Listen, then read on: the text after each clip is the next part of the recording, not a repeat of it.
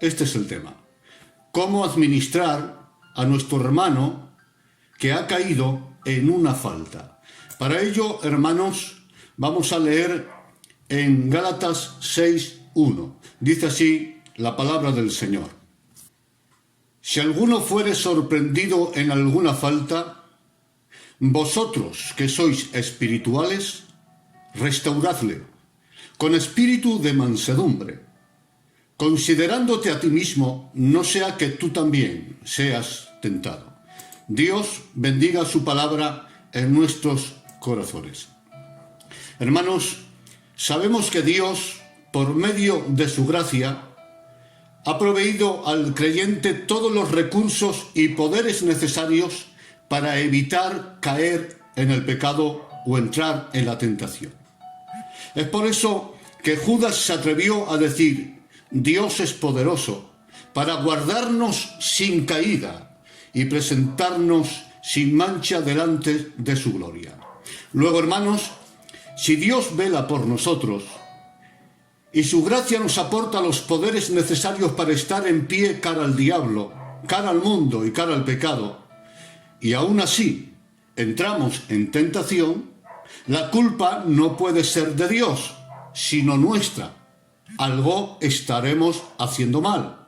Normalmente entramos en tentación por no haber puesto los medios necesarios para evitar entrar en dicha tentación. Normalmente, hermanos, entramos en la tentación por varias razones que yo solamente las enumero para luego entrar en los administradores y en la iglesia que debe sanar. Normalmente entramos en la tentación por varias razones. Primera, entramos en la tentación por no buscar la llenura del Espíritu Santo. Pues como dijo Jesús, orad para no entrar en tentación. Segundo, entramos en la tentación por falta de conocimiento. Y es que en la oscuridad es muy fácil tropezar, hermanos. Como está escrito, erráis porque ignoráis las Escrituras. Tercero, entramos en la tentación por dejar de reunirnos con los hermanos, con la iglesia del Señor. Cuarto, entramos en la tentación por tener una relación muy estrecha con personas tóxicas. Quinto, entramos en la tentación por acercarnos demasiado al pecado. Sexto, entramos en la tentación por frecuentar lugares mundanos que nos envuelven en su ambiente pecaminoso. Séptimo, entramos en la tentación por proveer para la carne, porque nosotros creamos el ambiente. Y octavo, entramos en la tentación por no poner filtro a nuestros ojos y a nuestros oídos. En fin, hermanos, en ocasiones entramos en tentación por no poner los medios necesarios para evitarlo y otras veces porque nosotros mismos creamos el ambiente de la tentación. Por tanto, hermanos, reflexionemos sobre ello y pongamos remedio para no caer más en el pecado. Amén. Dicho esto, avanzamos en la palabra. Si alguno fuere sorprendido en alguna falta. Pablo entiende, hermanos míos, que aun siendo temerosos de Dios como somos, cometer una falta es una posibilidad. Y es que, hermanos, hemos sido justificados y regenerados, pero aún no hemos sido glorificados. Somos santos posicionalmente, pero no infalibles en la conducta.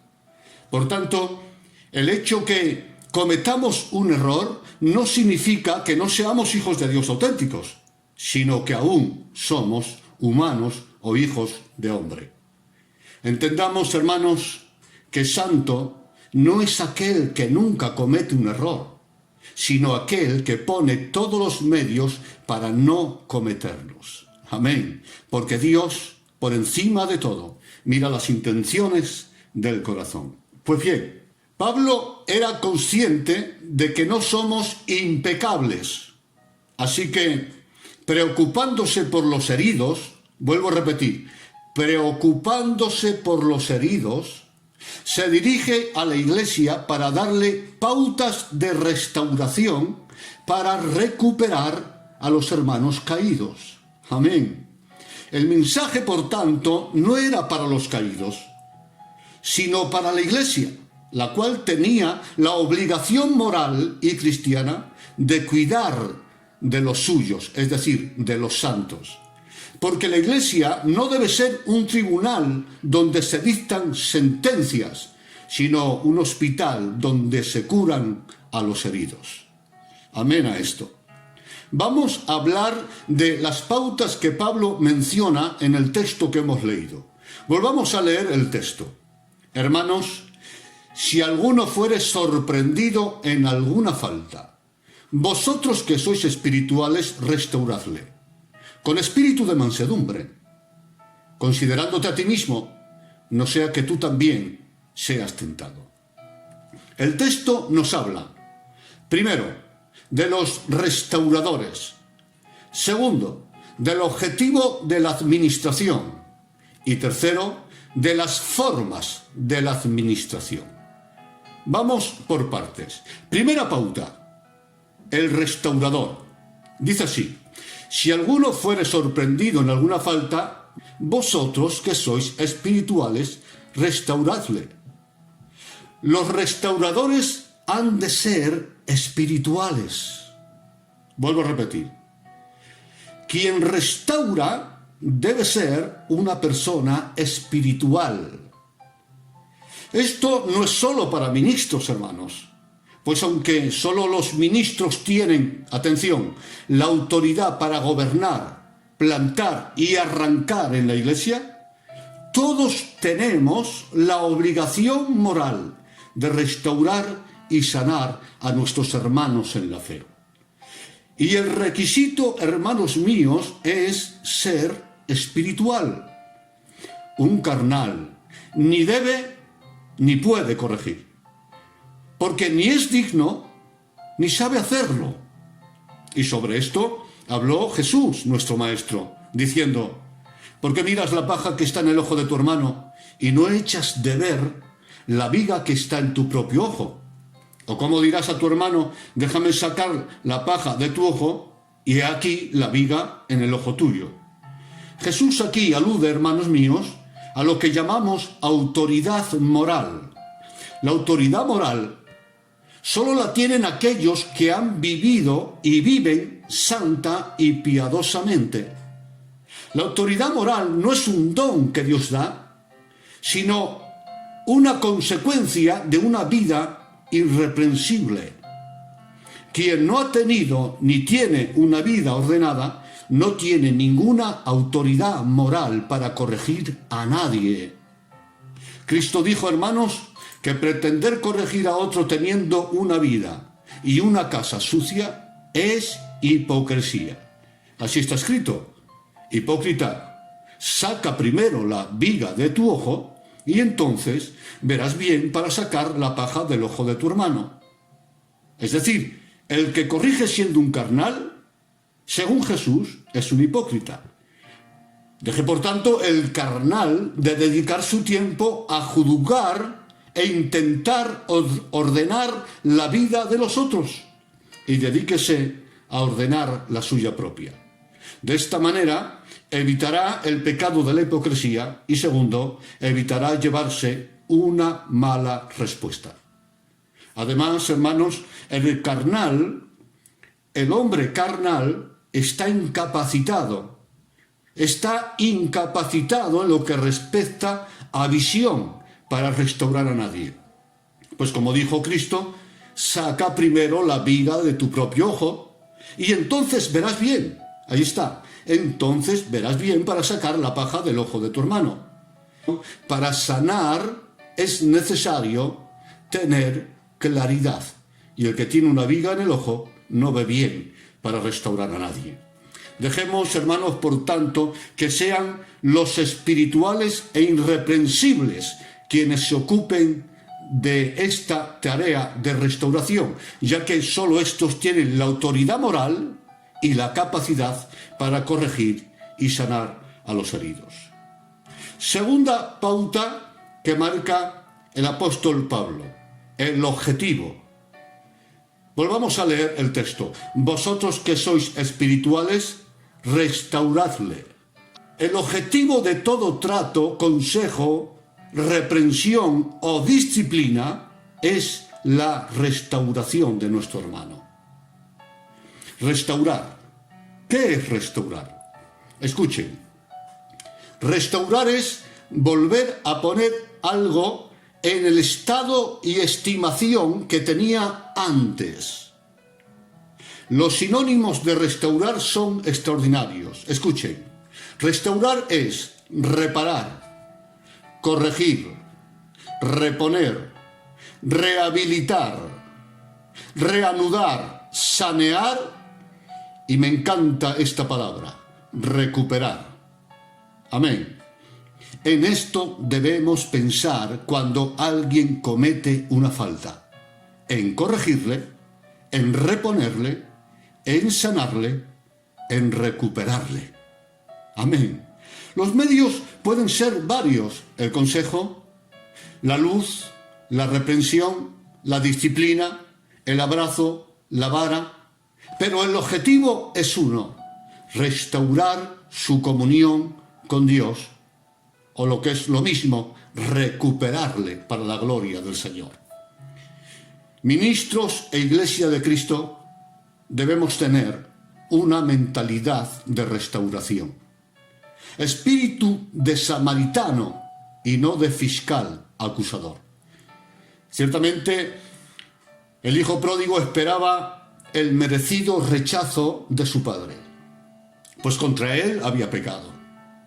Sin embargo, el padre le besó, hermanos, le recibió y le perdonó.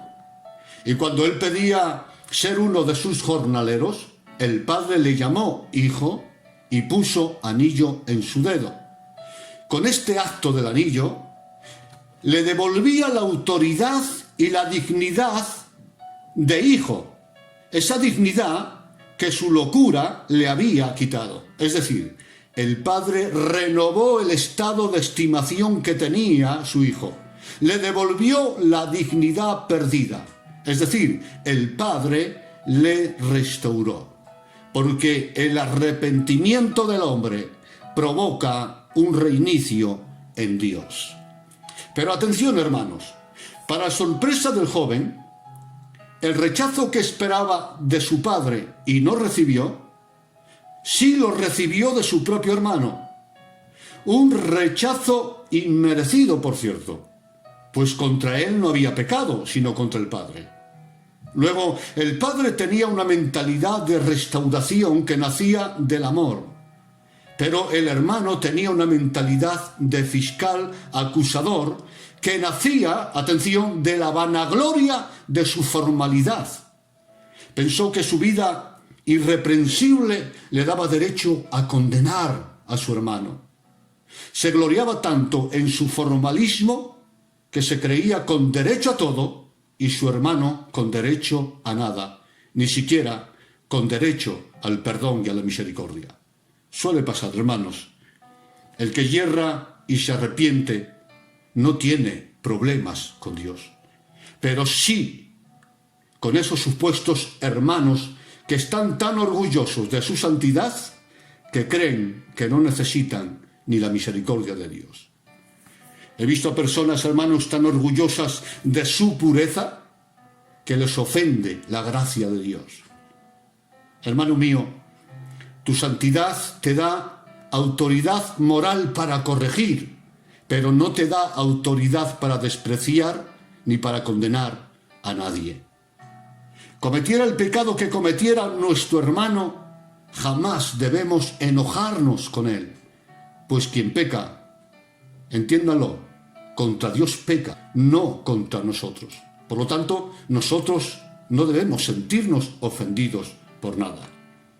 Hermanos, con la parábola Jesús no solamente enseñaba que Dios recibe a todo aquel que se acerca a Él con arrepentimiento, sino también censura el desprecio de los santurrones de turno hacia los pecadores arrepentidos.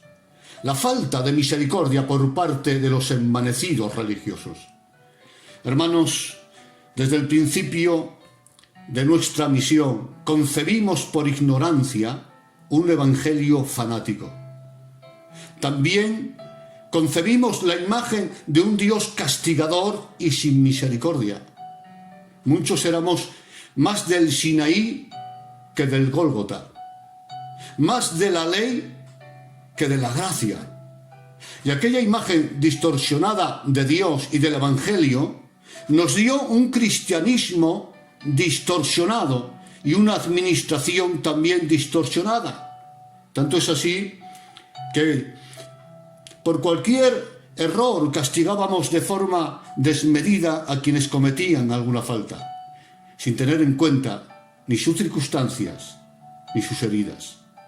Cuando alguien cometía una falta, nos centrábamos más en la disciplina que en la sanidad del propio herido. Recuerdo, hermanos, con tristeza, que la propia Iglesia nos presionaba a los pastores para que castigáramos a los que tropezaban. Tal era nuestro error, que nos sentíamos satisfechos con haber disciplinado a nuestros hermanos, porque la disciplina era el objetivo, cuando en realidad es que la disciplina es y debe ser un medio de restauración, pero nunca el objetivo. El objetivo debe ser la restauración, no la disciplina. La disciplina puede ser un medio. Y con vergüenza lo digo, habíamos convertido el castigo en un purgatorio terrenal donde purgar los pecados.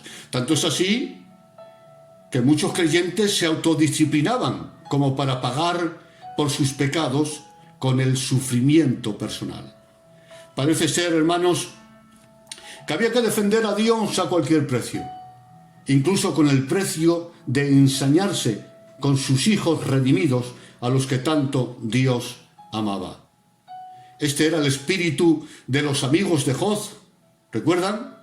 Que por el afán de defender a Dios dañaban al patriarca, a quien tanto Dios amaba.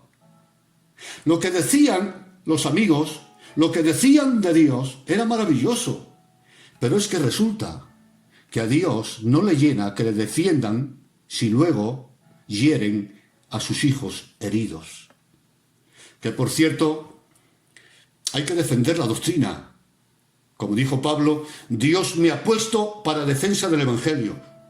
Pero Dios, créanme, Dios no necesita ser defendido. Él sabe bien defenderse. Así que al final de la historia de Job, hermanos, Dios aparece emocionado con Job, orgulloso de Job y enojado contra los tres que le defendían con mucha teología.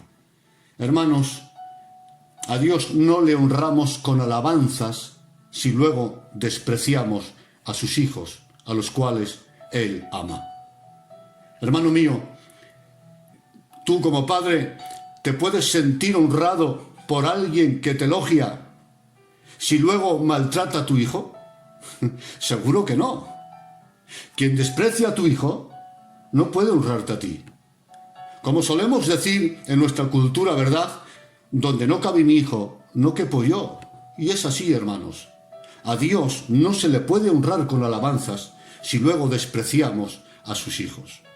Y a esto se refería Santiago cuando dijo: con nuestra boca bendecimos a Dios y Padre, y con ella maldecimos a los hombres, que están hechos precisamente a la imagen de Dios.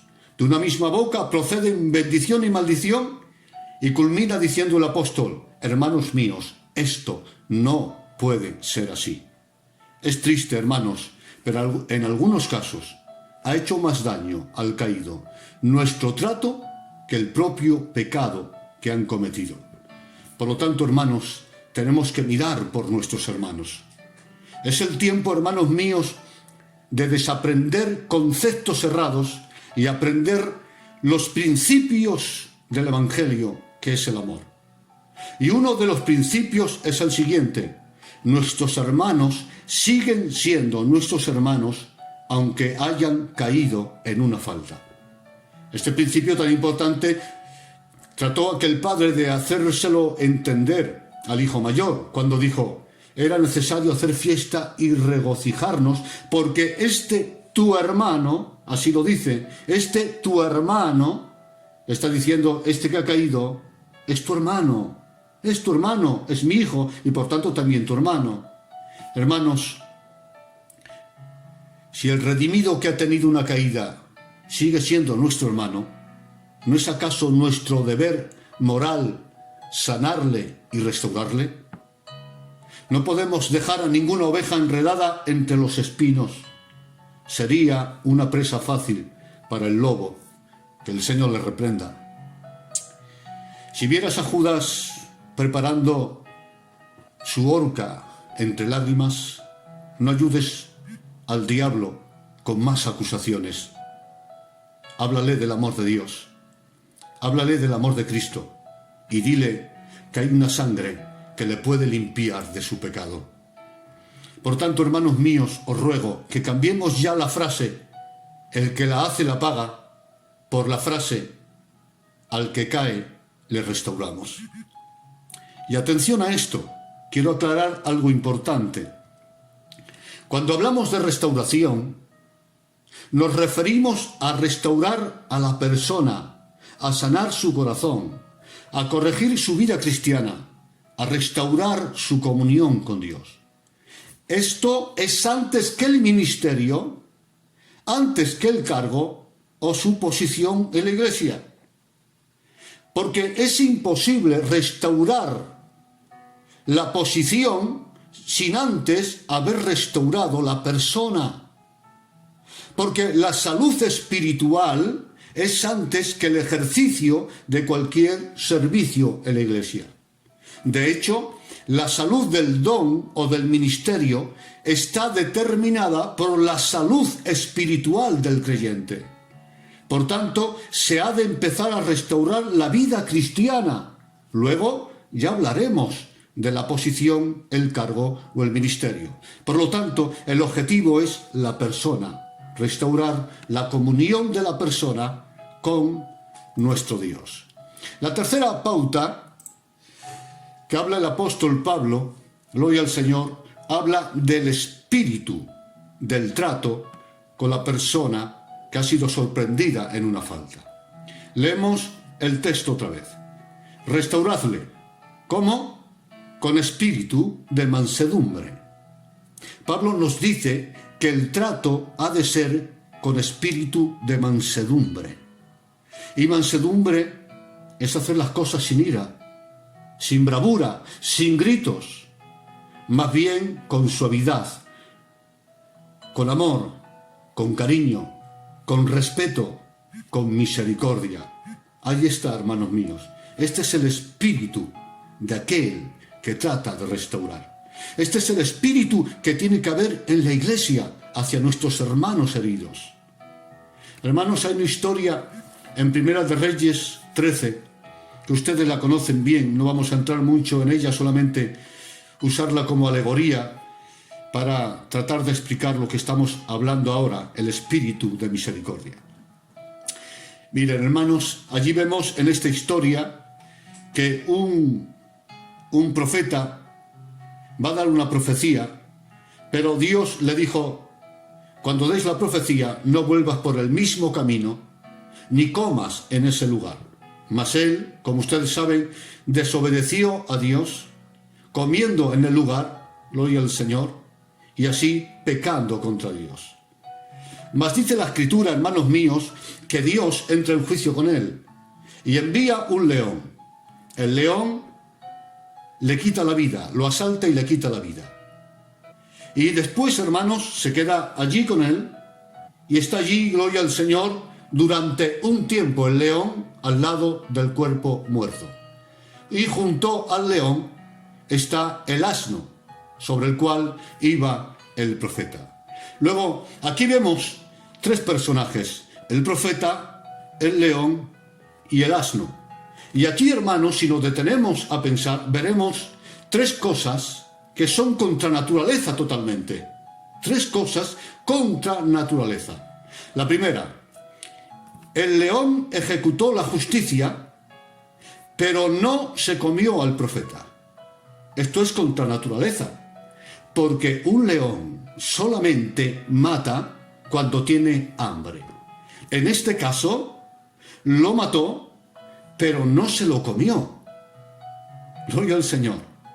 Es decir, ejecutó la justicia de Dios, pero no se comió al profeta. Hermanos, no confundamos justicia con ira o con venganza. Bendigo a Dios. ¿Debemos administrar justicia? Sí, pero no debemos comernos a nadie. No debemos usar la ira, sino la mansedumbre.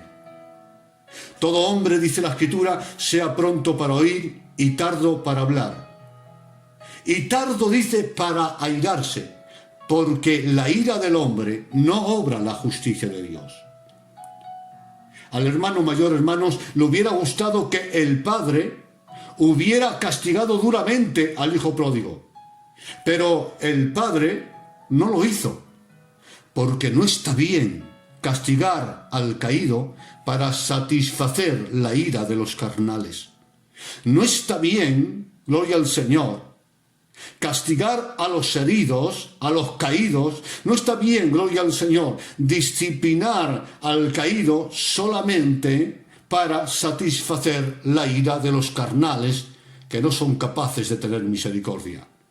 Las disciplinas no se han de poner para calmar la sed de venganza de los carnales, sino para sanar a los heridos. Gloria al Señor.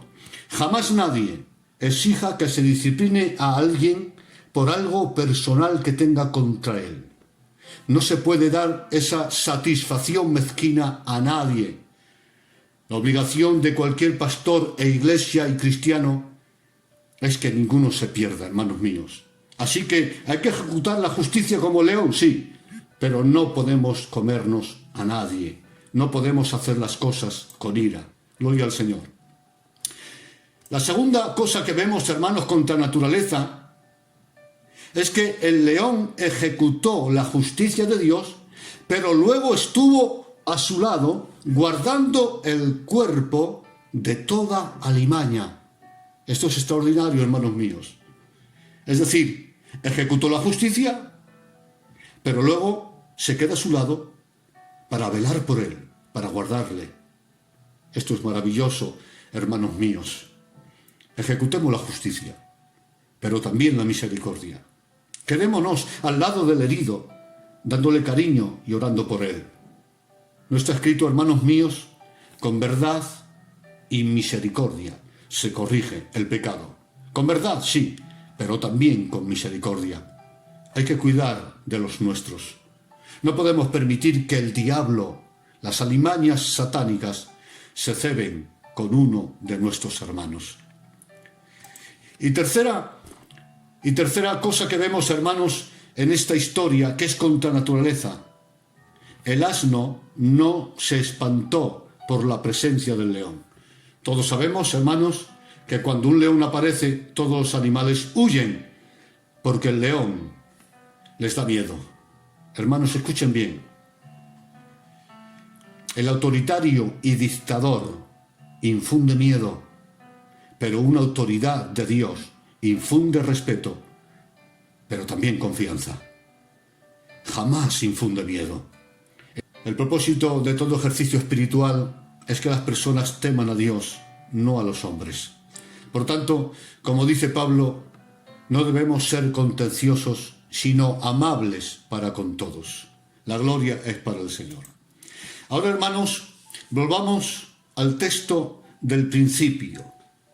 Dice al final, considerándote a ti mismo, no sea que tú también seas tentado. La versión del 95 dice así la siguiente frase: piensa en ti mismo, porque tú también puedes ser tentado. Escuchen bien, la vida es un eco, y por lo general, según tratemos a los demás, así nos tratarán a nosotros. Si la gente te evita, quizás tú tengas la culpa, y si la gente busca tu compañía, seguro que tú tienes la culpa. Lo que se siembra se ciega en esta vida, hermanos. Y si cuando nosotros fallemos queremos que tengan misericordia de nosotros, empecemos nosotros a tener misericordia de los demás.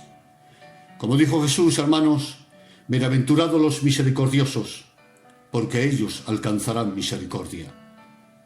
Hermanos míos, debemos amar a quien Dios ama, recibir a quien Dios recibe, aceptar a quien Dios acepta, perdonar a quien Dios perdona, pues aunque quizá nos duela, Dios ama a quien nos hizo daño. Bendigo el nombre del Señor. Dios sigue amando a quien nos hizo daño. Toda la gloria es para Dios. Pero atención, hermanos míos, no quiero terminar sin decir lo que tengo que decir. Escuchen bien. La misericordia ha de ser administrada con inteligencia. Lo vuelvo a repetir. La misericordia ha de ser administrada con inteligencia. Hay que amar con conocimiento. Santiago escribió: de otros tened misericordia, pero aborreciendo aún su ropa contaminada por el pecado. Lo que está diciendo Santiago es que la misericordia ha de ser aplicada con prudencia. Hay que amar, pero con conocimiento. La misericordia no puede ser derrochada. Hay que administrarla con sabiduría y con prudencia. Así como no podemos confundir justicia con venganza, no podemos confundir misericordia con consentir el pecado. Como está escrito, el amor no se goza de la injusticia, mas se goza de la verdad. Porque Dios es amor, pero no es un consentidor. No es necesario, hermanos, mostrarse débil ante el pecado para aplicar la misericordia. Hay que aplicar misericordia, pero hay que ser tajantes con el pecado. Por tanto, antes de sanar a un enfermo por el pecado, escuchen, hay que preguntarle si primero él está dispuesto a dejar aquello que le enfermó. Y también si está dispuesto a dejar el ambiente que le está contaminando. Porque tengo por cierto, hermanos, y no solo por la Escritura, sino por mi experiencia en mi labor pastoral, aquel que exige misericordia no siente pesar por el pecado. Lo vuelvo a repetir. Aquel que exige misericordia no siente pesar por su pecado. ¿Acaso misericordia no es gracia inmerecida? ¿Por qué el hijo pródigo recibió misericordia? Porque reconoció su pecado y la suplicó. Hermanos, se exige justicia, pero la misericordia se implora. La misericordia se suplica o se espera, pero jamás se exige. Si alguno la exige, no se la deis, porque tal persona no siente pesar por sus malos actos. Escuchen con atención, hermanos, y estoy en la recta final. Lo que determina la vara o la misericordia es la actitud del caído. Lo vuelvo a repetir. Lo que determina el trato de vara o el trato de misericordia es la actitud del caído. Gloria al Señor. Y a esto se refería Pablo cuando dijo a los creyentes de Corinto: ¿qué queréis? ¿Iré a vosotros con vara o con amor y espíritu de mansedumbre? Es decir, según vuestra actitud, así os trataré. Es lo que estaba diciendo Pablo. Dios mismo, más que juzgar la caída en sí, juzga la actitud después de la caída. Amén. ¿Por qué cesó como rey a Saúl y no cesó como rey a David? ¿Por qué? Los dos pecaron. Porque ante la reprensión de Dios, Saúl mantuvo su actitud de soberbia, mientras que David se humilló ante Dios. Saúl, después de pecar, dijo: no me quites la corona. David, después de pecar, dijo: no quites de mí tu Santo Espíritu. Esto me lleva a la conclusión. Nada más injusto que tratar a todos igual. Lo vuelvo a repetir. Nada más injusto que tratar a todos igual. Hermanos, cada caso exige un juicio y un trato personalizado. Porque cada caso, cada circunstancia y cada individuo es distinto. Hay quien necesita vara y hay quien necesita ternura. Y si el autoritarismo estropea al creyente, también le estropea un amor desmedido. Gloria al Señor. Hermanos, para terminar, respecto a David, gloria al Señor, me sorprende en gran manera la madurez del profeta Natán. A este profeta le fue revelado todo el mal que cometió David. Y fue él mismo quien administró la palabra, la disciplina y el perdón de Dios. Y me sorprende que años después el propio profeta Natán se inclinara ante David y le honrase como rey. A pesar de conocer la caída de David, siguió honrándole como rey, porque vio que en él hubo un verdadero arrepentimiento y Dios le había recibido y perdonado. Natán tenía la capacidad de perdonar lo que Dios perdonaba y de recibir también lo que Dios recibía. Hermanos, que Dios nos ayude, hermanos, a tener esta mentalidad de restauración y a luchar por nuestros hermanos. Gloria al Señor. A cuidar las ovejas que se enredan, gloria al Señor, en los espinos de un pecado, gloria al Señor, pero que siguen siendo ovejas del Señor. No podemos dejarlas enredadas entre los espinos, porque el lobo se puede aprovechar. No digo que busquemos a esos falsos hermanos que Dios mismo echa de la casa. A esos ni les busquéis, gloria al Señor. Pero a nuestros hermanos que realmente son hermanos, debemos tratar de restaurarles y recuperarles. Yo estoy dispuesto a aceptar a Judas, pero solo si antes arroja las monedas de plata. Que Dios nos convierta a todos en médicos que sanan y no en fiscales que condenan. Paz y pan para todos vosotros.